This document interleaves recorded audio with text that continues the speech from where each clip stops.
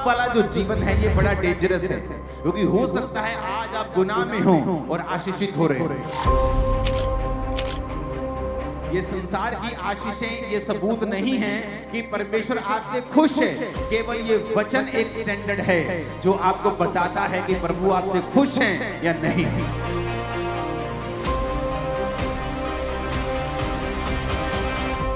पवित्रता एक गुण नहीं है, ये वेपन है, हथियार है तुम्हारे हाथ।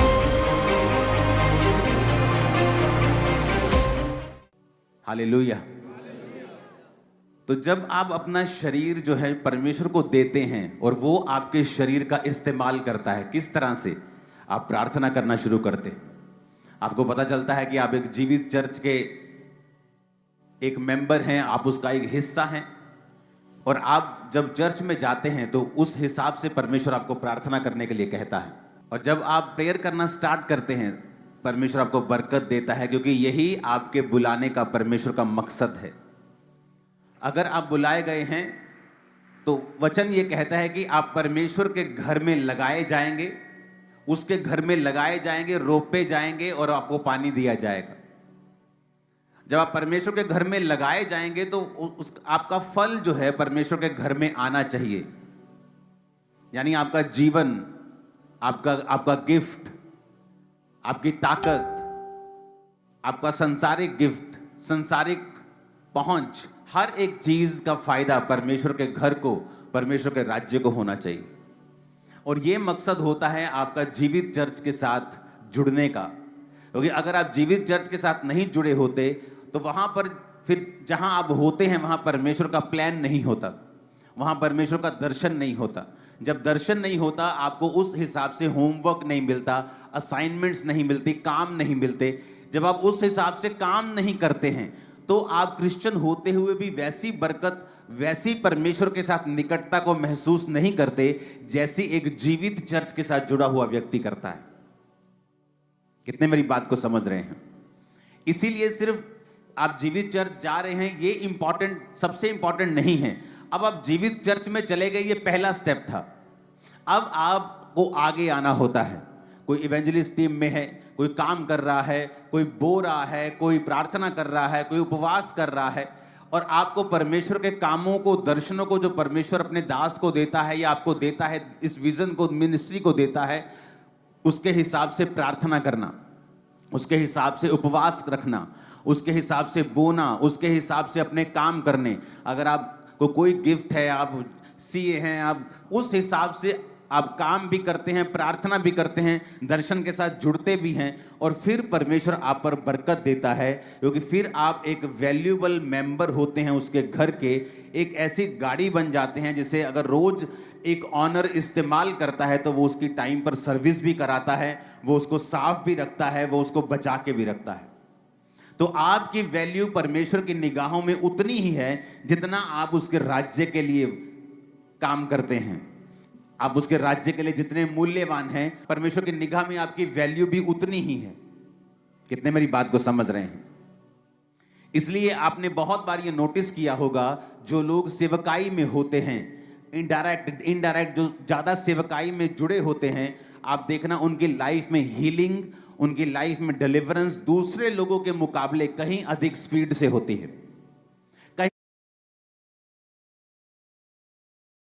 कहीं अधिक जल्दी से होती है। दूसरे लोगों के मुकाबले उनकी लाइफ में जो बरकत है वो कहीं अधिक तेजी से और ज्यादा होती है, क्योंकि वो परमेश्वर के राज्य के लिए मूल्यवान होते हैं। कितने मेरी बातों को समझ रहे हैं? अब शैतान जब आपको धोखा देता है, वो आपको धोखा देता है झूठ के द्वारा, क्योंकि जब उसने हवा को भी भरमाया तो उसने झूठ कहा कि अगर ये फल तू खा लेगी तो ये फल खाने से तेरी आंखें खुल जाएंगी और तू परमेश्वर के तुल्य हो जाएगी। जबकि हवा ये भूल गई कि वो तो पहले से ही परमेश्वर के तुल्य बनाई गई है, तो उसे सिर्फ अच्छा देखना है, वो भी परमेश्वर ने सब कुछ अच्छा बनाया, उसे बुराई क्यों देखनी है? बुरे या भले के लिए उसकी आंखें वो क्यों खोले? लेकिन शैतान ने, बाइबल कहती, उसे भरमाया, हवा ने वो फल खाया और अपने पति को भी खाने को दिया और वो गिर गए, बाइबल कहती है। उसके बाद कर्स आए। इमेजिन करो, आपका हार्ट, आपकी किडनी कितने हजार साल चलने के लिए बनाई गई थी। आज जो 40-40 साल 30-30 साल में लोगों को हार्ट अटैक आ रहे हैं, 50 साल में अपने आप को बूढ़ा मान रहे हैं लोग, लेकिन आपको ऐसे नहीं बनाया गया था। इमेजिन करो आदम की उम्र अगर वो 930 साल उसकी उम्र रही होगी, तो गिरने के बाद 900 साल की उम्र है उसकी। देखो जब वो गिर गया पाप में, इमेजिन करो अगर वो पाप में नहीं गिरता तो कितने हजार साल उसकी उम्र परमेश्वर ने बनाई होगी। शायद 5000 साल, 10,000 साल, मैं नहीं जानता कितनी, लेकिन इमेजिन करो अगर गिरे हुए की उम्र 900 साल थी तो जागे हुए की और जीवित की उम्र कितनी होती। इमेजिन करो आपका हार्ट, आपकी किडनी 900 साल, हजार साल, तो कम से कम गिरे हुए व्यक्ति की बात कर रहा हूं। इमेजिन करो 2000, 2500, 3000 साल चलने के लिए आपके हार्ट को बनाया गया था। आज कोई बिल्डिंग देख लो, 200 साल नहीं निकलते किसी बिल्डिंग के। आप दुनिया का सबसे महंगा प्लेन भी आज ले लोगे 600 करोड़ 700 करोड़ का, 20 साल बाद वो भी पुराना लगने लग जाता है, सिर्फ 20 साल में। तो इमेजिन करो आप कितनी आपकी वर्थ है कि आप इतने सालों के हो जाते हैं और आपका हार्ट वैसे ही काम करता है, किडनीज वैसे ही काम करती हैं, सब चीजें वैसी ही काम करती हैं। कितना स्ट्रॉन्ग मैकेनिज्म है जो परमेश्वर ने बनाया। इसलिए बाइबल कहती है बुद्धि परमेश्वर से निकली है। दुनिया का सबसे बड़ा कंप्यूटर किसने बनाया? इसी बुद्धि ने, इसी इंसान ने बनाया। अगर वो मंगल पे भी जा रहा है तो किसकी वजह से? उसी बुद्धि की वजह से जो परमेश्वर ने दी है, उसी दिमाग की वजह से। तो इमेजिन करो परमेश्वर ने कितना शानदार आदम को बनाया था। लेकिन वचन कहता है आदम का बेटा हाबिल, आदम का बेटा कैन, दोनों एक दूसरे, जो हाबिल था वो उसकी भेंट ग्रहण हुई क्योंकि वो परमेश्वर के सामने धर्मी था। कैन की भेंट ग्रहण नहीं हुई क्योंकि वो करप्ट था। कैन ने हाबिल को मार दिया, मर्डर हो गया, क्योंकि वो ब्लड का पाप जो था, जो आदम और हवा के कारण उनके वंश में गया, वो पापी ब्लड से ही थे और मर्डर किया, और उसके बाद उसको वहां से भागना पड़ा। वचन कहता है कि इंसान पाप के बाद पाप करता गया और परमेश्वर ने एक दिन फैसला किया कि मैं अब मनुष्यों के साथ विवाद नहीं करता रहूंगा सदा, इसलिए मनुष्य की उम्र सिर्फ 120 साल की होगी। तब परमेश्वर ने नूह के बाद 120 साल की उम्र ठहराई और तब इंसान 120 साल जीने लगा। नूह तक सभी लोग 900 साल जीते थे, लेकिन उसके बाद लोग 700 साल जीने लगे, फिर 500, फिर 400, फिर 300, फिर 200। जल्दी जल्दी से उम्र जो थी वो कम होने लगी और एंड में 120 साल, जिस तरह मूसा 120 साल का होकर मरा, तो इस लाइन में परमेश्वर उस उम्र को आलाकर परमेश्वर ने टिका दिया। और आज तो वो उससे भी आधी रह चुकी है। कई देशों में तो जो एवरेज उम्र है वो 60, 65, 66, 70 साल की रह चुकी है। जो पाप की वजह से 900 साल का आदम मरा और फिर पाप की वजह से 120 का हो गया और अब पाप की वजह से वो 65, 70 का ही रह गया इंसान। आप इमेजिन करो कि परमेश्वर ने जब इंसान बनाया था तो हजारों साल जीने के लिए बनाया था।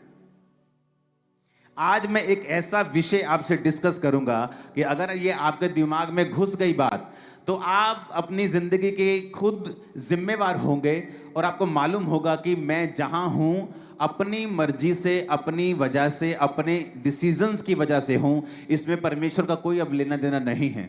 अगर मैं बढ़ना चाहता हूं मैं बढ़ सकता हूं, अगर मैं कम होना चाहता हूं तो हो सकता हूं।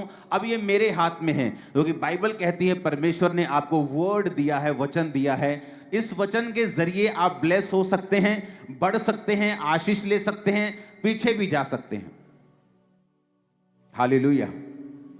अब बहुत से लोगों ने ये बात सुनी होगी कि परमेश्वर ने कहा था अब्राहम को कि मैं तुझे कनान देश दूंगा, मैं तुझे यबूसियों के देश, अमोरियों के देश, कनानियों के, हिब्बियों के, यबूसियों के देश दूंगा। लेकिन कभी ये बात सोचने की कोशिश की है कि क्यों परमेश्वर तुम्हें वो देश देगा? क्या नफरत है परमेश्वर को यबूसियों से, कनानियों से, कि परमेश्वर अब्राहम को कहता था कि मैं ये देश तुझे दूंगा। अगर हम उत्पत्ति 15 उसकी 18 से 21 आयत को पढ़ते हैं तो लिखा, इस दिन यहोवा ने अब्राहम के साथ यह वाचा बांधी कि मिस्र के महानद से लेकर परान नामक बड़े नद तक जितने देश हैं, फिर से पढ़ेंगे, इस दिन यहोवा ने अब्राहम के साथ यह वाचा बांधी कि मिस्र के महानद से लेकर परात नामक बड़े नद तक जितने देश हैं, अर्थात केनियों, कनज्जियों, कदमोनियों, हित्तियों, परिज्जियों, रपाइयों, एमोरियों, कनानियों, गिरगीशियों, यबूसियों, इन सबको मैंने तेरे वंश को दिया है।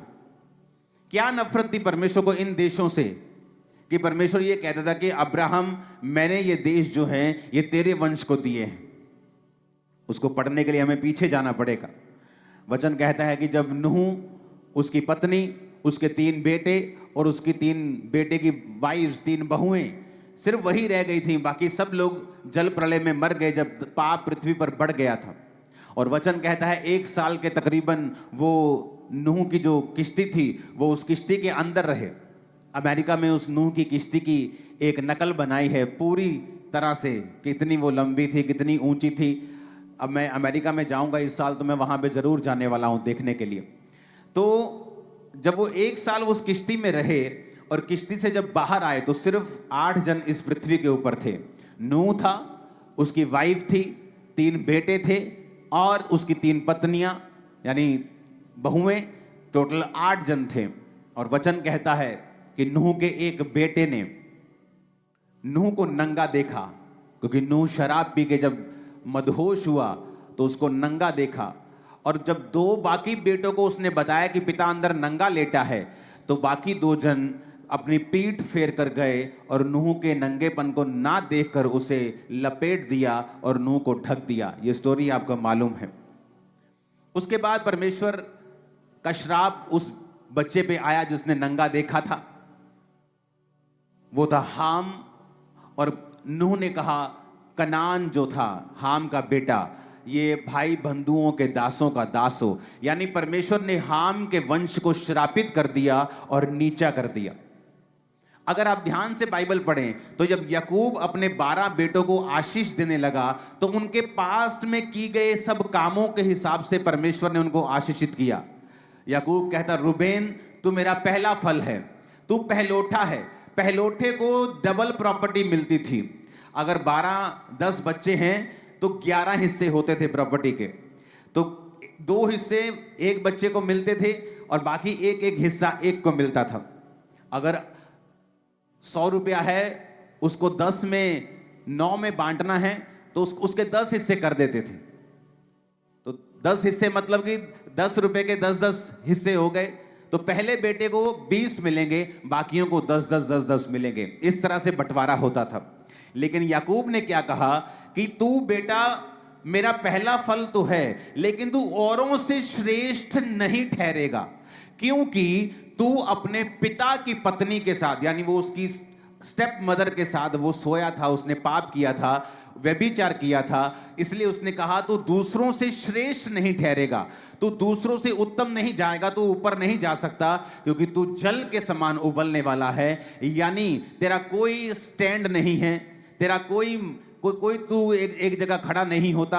तेरा जिधर पाप ले जाता तू उधर चल पड़ता है। आज विरोध है तू चुप कर जाता है, कल को सब कुछ अच्छा होता है तू बोलने लग जाता है। तेरा कोई स्टैंड नहीं है, तू पाप के अनुसार चलने वाला है, तू दूसरों से श्रेष्ठ नहीं ठहरेगा। तो वचन कहता है उसे परमेश्वर ने नीचा किया, क्योंकि वो अपने शरीर के अनुसार चला, आत्मा के अनुसार नहीं चला। अब यहां पर जब नूह ने श्रापित कर दिया, नूह ने कहा ये मेरे 3 बेटे हैं, एक का नाम क्या है यपेत, एक का नाम हाम और एक का नाम शेम। परमेश्वर ने कहा तुम दोनों, यपेत और शेम, तुम दोनों आशीषित होंगे, लेकिन जो ये जो हाम है ना, इसका जो वंश है ये तुम्हारे वंशों का दास होगा। मैं इसे नीचा करता हूं क्योंकि इसने अपने पिता को नंगा देखा, आंखों पर कंट्रोल नहीं किया, इसने पाप किया। अब समझने वाली बात यह है कि हमें पूरी बाइबल की नॉलेज होनी चाहिए कि जब एक व्यक्ति पर श्राप आता है या एक व्यक्ति को वो पाप से निकलता है या पाप करता है, उसकी लाइफ में क्या होता है। अगर वो तौबा नहीं करता क्या होता है, अगर वो तौबा करता है क्या होता है, या एक व्यक्ति जब फैसला करता है कि मुझे पवित्रताई में और परमेश्वर के साथ मेल मिलाप करके जीवन बिताना है, तो उसकी लाइफ में क्या होता है। अब जब हम उत्पत्ति 10 उसकी 6 से लेके 20 आयत तक पढ़ते हैं, इसमें वंश लिखे हैं। कौन से वंश? हाम के। हाम कौन? जिसने अपने पिता को नंगा देखा था। लिखा हाम के पुत्र कूश, मिस्र, फूत और कनान हुए। कूश के पुत्र सबा हवीला, रामा सबतूका, रामा के पुत्र शबा ददान। कूश के वंश में निम्रोद हुआ, जो पहला वीर हुआ पृथ्वी के ऊपर। वह यहोवा की दृष्टि में पराक्रमी शिकार खेलने वाला ठहरा। इससे यह कहावत चली कि निम्रोद के समान परमेश्वर की दृष्टि में पराक्रमी शिकार खेलने वाला। उसके राज्य का आरंभ शिनार देश में बेबोलीन, अरेख, अक्कद और कलने से हुआ। अब यहां पर आपने देखा कि ये कौन से वंश की परमेश्वर बात कर रहा है। एक ऐसे वंश की परमेश्वर बात कर रहा है जिसको श्रापित किया गया है। पर वचन क्या कहता है? वचन कहता है जिसको श्रापित किया गया था उसके वंश में पृथ्वी का पहला वीर निकला। कितने मेरी बात को समझ रहे हैं? अब मैं अपनी बात पे आ रहा हूं, ध्यान से कान खोलना। एक श्रापित वंश है जिसे खुदा ने कहा है कि तेरे बच्चे इन दो बच्चों के दासों के दास होंगे, मैं उन्हें नीचा करता हूं। वो नौकरों के भी नौकर होंगे, बड़ा एक निम्न जीवन बिताएंगे, मैं उन्हें ऊंचा नहीं करूंगा, उन्हें आशीषित नहीं करूंगा। लेकिन वचन क्या कहता है? हुआ क्या उनके साथ? ऐसा कुछ नहीं हुआ अभी। वचन कहता है कि उनके वंश में एक वीर पैदा हुआ। पृथ्वी का पहला वीर उस वंश से पैदा हुआ जिस वंश को परमेश्वर ने श्रापित किया था। पर यह कैसे हो सकता है? सोचने वाली बात है। जब आप बाइबल पढ़ते तो सोचते तो होंगे ही कि एक तरफ अभी पिछली अध्याय में तो परमेश्वर इनको श्रापित कर रहा है, अगले अध्याय में यह लिख रहा है कि इसी वंश में एक ऐसा वीर पैदा होता है जो पृथ्वी का पहला वीर था। इतना बड़ा बड़ा परमेश्वर उनको ब्लेस कर रहा है, इतना उनका नाम कर रहा है, तो फिर ये श्रापित कहां से हुए? वचन कहता है उसके बाद जब आप 20 आयत तक पढ़ते हैं तो लिखा है, 13 आयत में लिखा, मिस्र के वंश में लूदी, अनामी, लहाबी, नप्तूही। 15 आयत में लिखा, कनान के वंश में सिदोन, हित, यबूसी, एमोरी, गिरगाशी, हिक्की, सीनी, हिव्वी, अवर्दी, समारी, हमाती।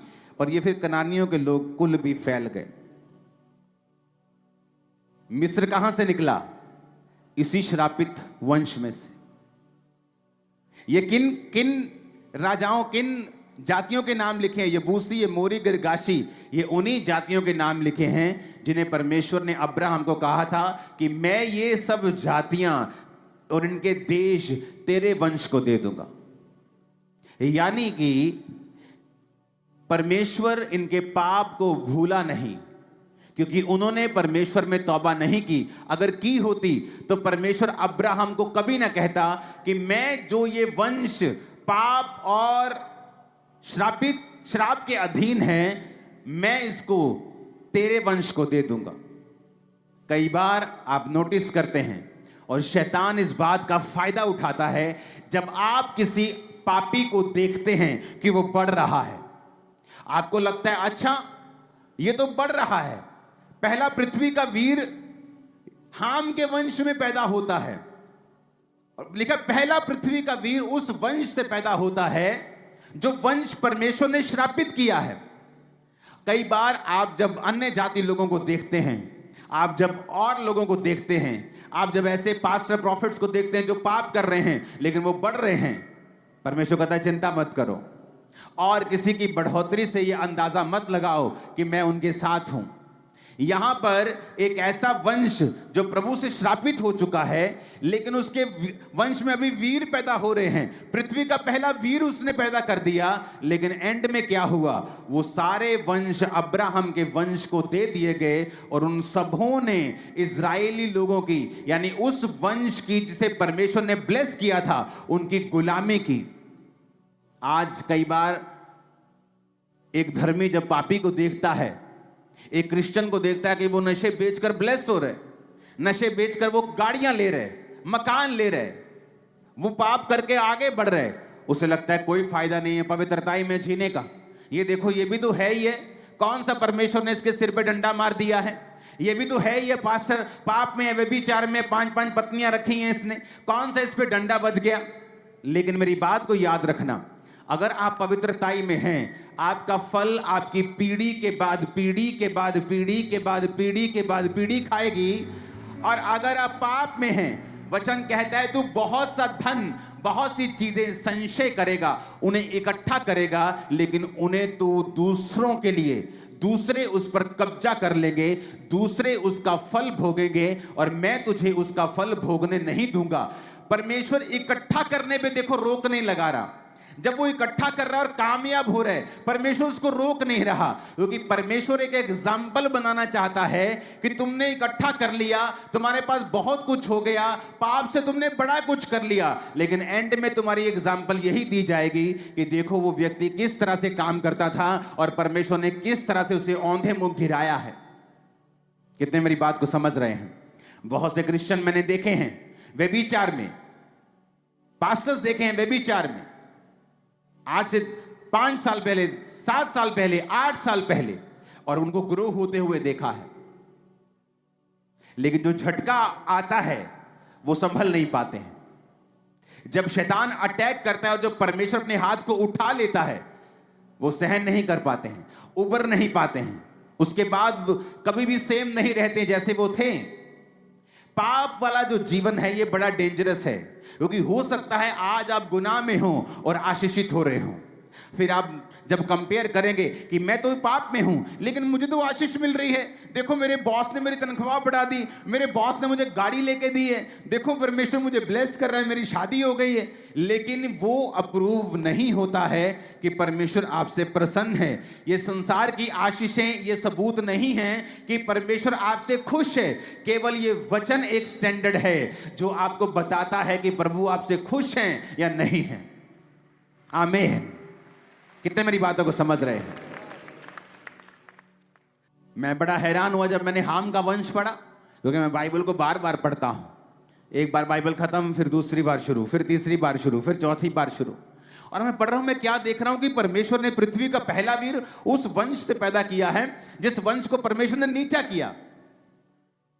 लेकिन वो कब हुआ? वो समय आने पर सारा कुछ हुआ। बाइबल कहती है परमेश्वर धीरजवंत है। पाप करने, क्रोध करने में जो पाप करते हैं उन पर क्रोध करने में परमेश्वर विलंब करता है।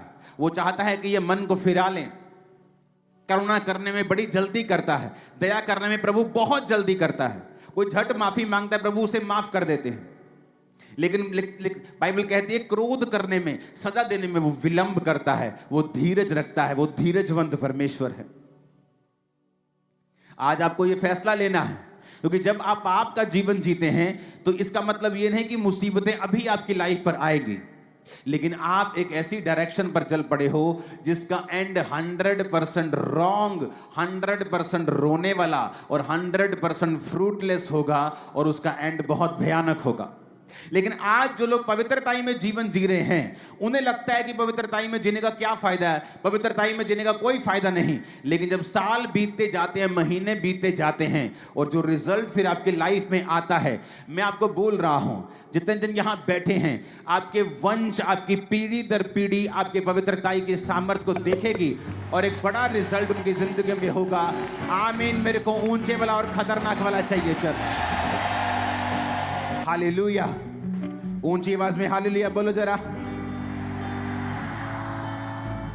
और आप देखो कहां से निकला मिस्र, इसी हामवे से। कौन सा मिस्र? जिसने इज़राइल को तंग किया। बाइबल कहती है आज भी शरीर से जन्मा हुआ आत्मा के जन्मे हुओं को सताता है। आप दो सगे भाई भी क्यों ना हो, और अगर एक शरीर से जन्मा है, यानी आपका वो भाई जो परमेश्वर से अभी तक नहीं जन्मा, आप जो आत्मा से जन्मे हैं, यानी आपका नया जन्म हो चुका है, आपने बपतिस्मा ले लिया रूह के द्वारा, पवित्र आत्मा के द्वारा आप जन्मे हैं, तो लिखा आज भी शरीर का जन्मा आत्मा के जन्मे हुए को सताता है। वो सगे भाई क्यों ना हो, लेकिन वो सताते हैं एक दूसरे को यीशु मसीह के नाम के कारण। कहां से निकला मिस्र? तब तो दुनिया में कोई जाति नहीं थी। वचन कहता है कि ये सारे बच्चे जो हाम के थे, यपेत के थे, शेम के थे, ये सारे बच्चे अपने अपने नामों के अनुसार अपने अपने देशों को उन्होंने बसा लिया। यबूसी कौन था? एक बेटा था, पूरा यबूसी देश उसने बसाया। एमोरी कौन था? एक बेटा था, पूरा एमोरी देश उसने बसाया। और इसलिए परमेश्वर ने कहा था अब्राहम को कि मैं ये अमोरियों का ये सब देश तेरे वंश को दूंगा। क्यों? क्योंकि वो अब्राहम उस बेटे की संतान थी जिसको परमेश्वर ने ब्लेस किया था, जिसने अपने बाप को नंगा नहीं देखा था। और परमेश्वर ने कहा ये जो पापियों का वंश है, मैं ये सारे देश, इनके देश मैं तेरे वंश को दे दूंगा। आज पाप में जीवन बिताना बड़ा आसान है, किसी को मालूम नहीं होगा कि आप अंदर घुस के क्या कर रहे हैं, लेकिन इसका मतलब ये नहीं तभी गुनाह का रिजल्ट आएगा या तभी आप डाउन होंगे, इसका मतलब ये नहीं है। कई बार एक व्यक्ति पाप में हो सकता है और अगले 5-6 साल बड़ी आशीषें उसकी जिंदगी में आए और वो सोचता है शायद परमेश्वर ने इसे अप्रूव कर दिया है या परमेश्वर इन चीजों की परवाह नहीं करता है, लेकिन ऐसा नहीं है। वचन आसमान में, बाइबल कहती है, ताया हुआ वचन सिद्ध किया हुआ है। जो वचन कहता है कि वो होगा तो वो होगा ही होगा। इसीलिए जब आप स्वर्गदूतों को देखते हैं बाइबल में, वो कह रहे होते हैं पवित्र पवित्र पवित्र सेनाओं का यहोवा। इसलिए आप जब बाइबल पढ़ते हैं आपको मालूम होता है परमेश्वर कहता है कोई भी पवित्रताई के बिना परमेश्वर को देख नहीं सकता। अगर आपकी लाइफ में बड़े से बड़ा बंधन है, ऐसा बड़ा बॉन्डेज है, चाहे वो पैसों का हो, कर्जे का हो, बीमारी का हो, तकलीफ का हो, फैमिली कर्स हो, डाइवोर्स हो, एनीथिंग, डिप्रेशन हो, मैं आपको बताता हूं परमेश्वर की आत्मा ने, उसके पवित्र आत्मा ने मुझे तरीका बताया था कि तेरी जिंदगी में जितना भी बड़ा बंधन क्यों ना हो, चाहे मेडिकल साइंस में उसका इलाज ना हो, चाहे कोई कुछ भी क्यों ना हो, केवल अगर तू पवित्रताई में रहे, मैं तेरे बड़े से बड़े बंधन को तोड़ दूंगा, सारे बंधन तेरी लाइफ से टूट जाएंगे। ये मुझे परमेश्वर ने 2010-11 की मैं बात कर रहा हूं। जब आप सेवकाई में होते हैं, आप टीन एज से प्रभु के साथ हैं, आप जवान हैं, टेम्पटेशंस हैं, परीक्षाएं आपको घेरना चाहती हैं और उधर से बॉन्डेज भी दिख रहे हैं, बंधन भी दिख रहे हैं और आप बीच में खड़े हैं और आपको पता है कि मैं अगर पाप में जाऊंगा तो ये बंधन बने रहेंगे जो कोई नहीं जानता। दुनिया के सामने आप सक्सेसफुल हो सकते हैं, लेकिन अंदर आप परमेश्वर के सामने क्या है ये आप जानते हैं। तो परमेश्वर की आत्मा ने कहा था कि अगर तू ये बंधन टूटते हुए देखना चाहता है तो पवित्रताई में तुझे जीना होगा। पवित्रताई एक गुण नहीं है, एक गुण नहीं है, पवित्रताई एक हथियार है जो खुदा ने आपको दिया है। लोगों को लगता है परमेश्वर पापियों के लिए आया तो अभी भी पाप कर रहे हैं। चर्च में आने वाले लोग 8-8 साल से अभी भी व्यभिचार में हैं, चर्च के ही लड़के लड़कियों के साथ। इमेजिन करो, और वो सोचते हैं कि अभी तो हमें सुख मिला है, अभी तो हमें सेटिस्फेक्शन मिली है, लेकिन वो बाइबल कहती है नाग दोना सा कड़वा रिजल्ट देगी ही देगी, क्योंकि जो व्यभिचार करेगा उसके नाम धराई, बाइबल कहती है उसकी बेइज्जती कभी मिटेगी नहीं। तो परमेश्वर ने हमें एक तरीका दिया है कि अगर तुम्हें अपने लाइफ में से बंधनों से बाहर निकलना है, तुझे पवित्रताई में चलना होगा। बहुत से लोग कंप्लेंट करते हैं कि जब मैं चलती हूं परमेश्वर में, मैं चलता हूं, मुझे गंदे ख्याल आते हैं, मेरे मन में गंदे विचार आते हैं। आप उन्हें बंद कर सकते हो। कैसे? गंदा देखना बंद करके। अपने मोबाइल पर गंदा देखना बंद कर दीजिए, सामने लाइव गंदा देखना बंद कर दीजिए, शैतान के अटैक आप पर कम होते होते पूरी तरह से बंद हो जाएंगे। आप इस चीज से पूरी तरह से फ्री हो जाएंगे। और जब आप व्यभिचार से, पाप से, इस गंदगी से और पाप के विचारों से, चोरी से, इस सारी चीजों से फ्री हो गए, तब आपकी लाइफ एक ऐसी तरह से सेटल हो जाएगी कि आपकी लाइफ में सामने बड़ा पहाड़ भी क्यों ना हो, मैं आपको बता रहा हूं परमेश्वर खंड खंड टुकड़े टुकड़े उसके कर देगा। मेरी लाइफ, ये नोट कर लो, मेरी लाइफ की टेस्टिमनी है, खत्म कर देगा परमेश्वर उसको। वो कितना बड़ा बंधन क्यों ना हो, सदियों से चलता क्यों ना आ रहा हो, आपके वंशों से चलता क्यों ना आ रहा हो, आपकी नानी, आपके माँ, आपके सब, आपके फैमिली के जो माता हैं, आपकी नानी हैं, डाइवोर्स या फैमिली इश्यूज या मैरिटल प्रॉब्लम चली हैं, आपकी लाइफ में हो रहा है, जस्ट पवित्रताई में जीना शुरू कर दो। इसलिए तो परमेश्वर ने कहा कोई पवित्रताई के बिना मुझे देख नहीं पाएगा। इसलिए दूत कहते हैं पवित्र पवित्र पवित्र, क्योंकि पवित्रताई एक हथियार है, एक वेपन है आपके पास। आप इस वेपन को यूज कर सकते हो शैतान के खिलाफ, उसके किंगडम के खिलाफ। आप देखोगे पवित्रताई में जीने वाले लोग, परमेश्वर ने कहा मैं दुश्मनों के गढ़ में तुझे बढ़ाऊंगा और कोई तुझे टच नहीं कर पाएगा, कोई तुझे छू नहीं पाएगा। मैं उनके मध्य में, भाइयों के मध्य में तेरा अभिषेक करूंगा और दुश्मनों के सामने, तेरे सामने मेज बिछाऊंगा। उस मेज पर दुनिया की हर एक अच्छी वस्तु तेरे मेज के सामने होगी। आमीन ऊंचे वाला चाहिए चर्च। हालेलुया, ऊंची आवाज में हालेलुया बोलो जरा। तो ये बात तो जज करना बिल्कुल छोड़ ही दो कि मैं व्यभिचार में था तो मुझे आशीष मिली है, ये तो छोड़ दो। अपनी लाइफ में क्या हो रहा है पाप करने के बाद उससे जज करना छोड़ दो, क्योंकि यहां देखो जिसको श्रापित किया उसके वंश में पृथ्वी का पहला वीर पैदा होता है। इसका मतलब यह नहीं है कि परमेश्वर उनके संग है। आपकी दुनियावी आशीषें ये साबित नहीं करती हैं कि परमेश्वर आपके संग है। हमें वचन साबित करता है, अगर वचन में हम सही हैं, कि प्रभु हमारे संग है या नहीं है। हालेलुया। तो हमें यह बात समझनी पड़ेगी, हमें यह देखना पड़ेगा। आप तैयार हैं पवित्रताई में चलने के लिए, परमेश्वर के साथ साथ संग संग चलने के लिए? शैतान आपको, जिस तरह उसने हवा को धोखा दिया, वो आपको धोखा देता है कि वो भी तो कर रहा है, तेरे को क्या प्रॉब्लम है? वो भी तो ऐसे चल रहा है, तेरे को क्या प्रॉब्लम है? दाऊद को वो बोलता होगा तेरे भाई भी तो पाप करते हैं, राजा की सेना में देख कितनी अच्छी पोस्ट पे हैं, सब आते हैं, सब सूबेदार जी करके बात करते हैं, सब थानेदार जी करके बात करते हैं, पाप में है। देख तू देख, धर्मी बना फिरता है, कभी भेड़ चराता है, कभी गाय चराता है, सारा दिन धूप में पाले में रहता है, तेरे पास क्या है? देख वो पाप करते हैं लेकिन फिर भी कितना आनंद में जीते हैं। लेकिन उनको यह मालूम नहीं था कि परमेश्वर ने उनको परखा और फेल पाया, और दाऊद को परखा और पास पाया, और उस देश का राजा बना दिया जिस देश का वो चरवाहा था। शैतान आपको थोड़ा दिखाकर बड़ा ले लेता है, छोटा दिखाकर बहुत बड़ी चीज ले लेता है, क्योंकि परमेश्वर के पास वही है जो आपके लिए बेस्ट है, और वो इतना बड़ा है जितना आप सोच भी नहीं सकते। दाऊद को मालूम थोड़ी था वो उस देश का राजा होगा, उसको कभी सपने में मालूम नहीं था ये बात, लेकिन उसे ये मालूम था कि चाहे मेरे भाई पाप करके भी अच्छी पोस्ट पे हैं, लेकिन मैं अगर पवित्रताई में जी कर भी छोटी पोस्ट पे हूं तो मुझे इसी पोस्ट में परमेश्वर के साथ रहना है और उसको प्रसन्न करना है। एक बार इतनी जोर का हालेलुया बोलो, शैतान के कान हिला देना। ऊंची आवाज से हालेलुया।